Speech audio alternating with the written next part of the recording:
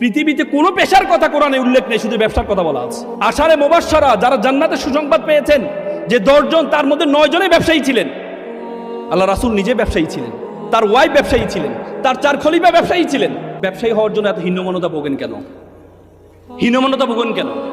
আপনার সবসময় মনে করেন টাকা লাগবে, ব্যবসার টাকা ছাড়া তো ব্যবসা হয় না। না, যারা বড় বড় ব্যবসায়ী হয়েছে তাদেরকে জিজ্ঞেস করে দেখেন তারা কত টাকা দিয়ে শুরু করেছে।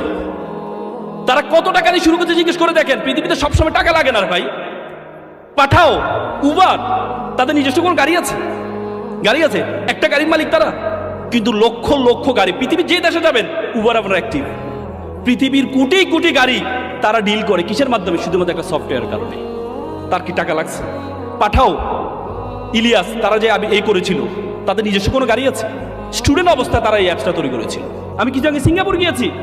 সিঙ্গাপুর যখন মালয়েশিয়া থেকে তাদেরকে বের করে দেওয়া হয়, বলা হয়েছে সিঙ্গাপুরে একটা ফিশিং ভিলেজ বলা হতো। ফিশিং ভিলেজ মানে সেটাতে মাছ ধরার একটা গ্রাম।